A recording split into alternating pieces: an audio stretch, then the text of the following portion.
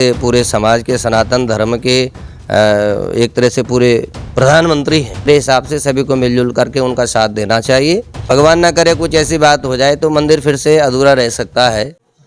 नमस्कार, आप देख रहे हैं दैनिक रुड़की। जिस तरह से आपको पता है कि 22 जनवरी को जो अयोध्या में प्राण प्रतिष्ठा होने वाली है श्री राम जी की, और वहां पर विराजमान हो जाएंगे श्री राम, और 500 वर्षों बाद ये उत्सव मनाया जा रहा है, उसको लेकर धूम मची है। जगह जगह मंदिर सज रहे हैं, साफ सफाई हो रही है। आज हम पहुंचे हैं आचार्य ज्योतिषाचार्य रंजीत शास्त्री जी के पास।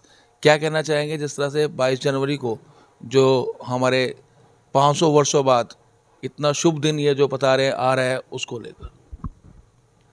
राम रामेति रमे रामे मनोरमे सहस्त्र नाम ततुल्यम राम नाम वरानने।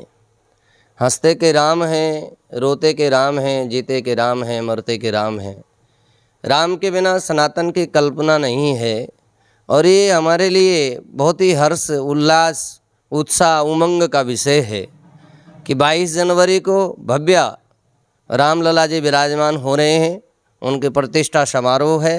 निश्चित रूप से हजारों हजारों और लाखों लाखों लोगों के जिसमें त्याग, तपस्या, बलिदान रहा, आज वो दिन हम सब के लिए बड़ा गौरवान्वित है कि हम सब उसके साक्षी बनेंगे, अपनी सहभागिता उसमें दे पाएंगे। तो ये हमारे लिए बड़ा गौरव का विषय है। पूरे सनातनियों के लिए भगवान श्री राम लला अपने स्थान पर विराजमान हो रहे हैं। निश्चित रूप से यह उन सब लोगों की संकल्प शक्ति है, इच्छा शक्ति है, उनके त्याग, तपस्या है, जिस कारण हम आज यहाँ तक पहुँचे हैं। तो मैं पूरे देशवासियों को इस पर बहुत बहुत शुभकामनाएं देता हूं। और मकर संक्रांति की आपने जहां तक बात पूछी है, मकर संक्रांति दिनांक 15 तारीख को उसका जो पुण्यकाल है प्रातःकाल 9 बजे तक रहने वाला है। सभी लोग दान आदि करने के साथ ही तीर्थ स्नान इसमें करेंगे। और एक ऋतु परिवर्तन का भी यह समय है। तो निश्चित रूप से हम सब के जीवन में यह त्यौहार भी अब मांगलिक कार्यों के साथ शुरू होने वाला है। विवाह है, मांगलिक कार्य जो भी हैं 15 तारीख से शुरू हो जाएंगे। और आज से जैसे मोदी जी का संकल्प है कि अपने आसपास के मंदिरों की, देवालयों की आप सब लोग सेवा करें और सेवा भाव के साथ ही जुड़ जाएं। तो जो लोग वहाँ नहीं जा पा रहे हैं, ज़रूरी नहीं कि सबको वहीं जाना है। अपने घर में बैठ करके अपने आसपास मंदिरों में भगवान की राम स्तुति, अर्चन, पूजा करके, दीपोत्सव मना करके, तो आप सब लोग भी अपने मन के भाव भगवान को समर्पित कर सकते हैं। और आपके जीवन में निश्चित रूप से एक नया अध्याय शुरू होने वाला है। पूरे विश्व के मैं समझता हूँ कि अब एक नए और भव्य रूप से एक नवनिर्माण का जो समय है वो आ रहा है। आचार्य जी, एक जानकारी आपसे लेंगे। धर्मगुरु आप हैं, लेकिन एक जानकारी ये भी लेना चाहेंगे कि जिस तरह से जो हमारे देश के 4 पीठाधीश्वर हैं, जो हमारे शंकराचार्य हैं, वो इस मंदिर के निर्माण का उस दिन के लिए विरोध कर रहे हैं। बोल रहे हैं अधूरा है, अभी कार्य नहीं हो सकता, ये नहीं है विधि विधान के अनुसार उस चीज़ को। देखिए, शंकराचार्य तो सर्वोत्तम हम सब में, ये समझ लीजिए कि वो हमारे एक तरह से पूरे समाज के सनातन धर्म के एक तरह से पूरे प्रधानमंत्री हैं। और उनके कथन को हम तो ऐसा नहीं कि कोई विरोध कर सकते हैं। उनके अपने इशू हैं, अपने हिसाब से उन लोगों ने बातें कही है।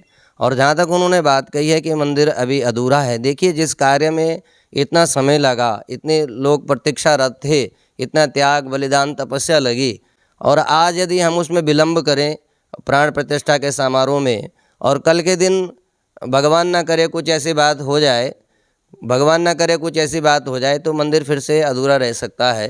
तो निश्चित रूप से जो भी हो रहा है अच्छा हो रहा है। और मेरे हिसाब से सभी को मिलजुल करके उनका साथ देना चाहिए। और उसमें भगवान श्री राम ये पधार रहे हैं अपने धाम में, प्रतिष्ठा हो रही है, तो सबके लिए हर्ष का विषय है। ये समय एक दूसरे पर उंगली उठाने का नहीं है, बल्कि ये समय ऐसा है कि हम सबको, हिंदू समाज को, सनातन धर्म के, बल्कि खाली ये नहीं कि हम सनातनी, और भी लोग जो इस देश में निवास करते हैं उन सबको भी हर्ष है। सभी लोग उसमें अपनी सहभागिता दे रहे हैं, अपनी सेवा दे रहे हैं। तो सबके लिए अच्छा विषय है। आप रुड़की शहर के प्राचीन श्री हनुमान मंदिर के महंत भी हैं, और उस दिन आपके, क्योंकि हनुमान जी हैं जो सबसे बड़े भक्त राम जी के थे, और राम जी के मंदिर का उद्घाटन होने जा रहा है, शुभारंभ होने जा रहा है, तो आपके मंदिर में किस तरह के कार्य रहेंगे उस दिन, किस तरह का कार्यक्रम वहाँ पे आप करने जा रहे हैं? जी, बहुत अच्छा प्रश्न है। और श्री हनुमान जी जो सिद्धपीठ है, रुड़की का वर्षों पुराना मंदिर है, और यहाँ पर हम भगवान राम की भव्य स्तुति प्रातःकाल से प्रारंभ हो जाएगा। भगवान का भव्य श्रृंगार प्रातः 5 बजे से, और जिस समय भगवान की प्राण प्रतिष्ठा होगी 11 बजे से 1 बजे के बीच में, अभिजीत नक्षत्र में भगवान जब रामलला जी विराजमान होंगे, उस समय हम सब लोग भी भगवान की स्तुति में पूजन यज्ञ सुंदरकांड पाठ के साथ ही भगवान की स्तुति आराधना वंदना करेंगे।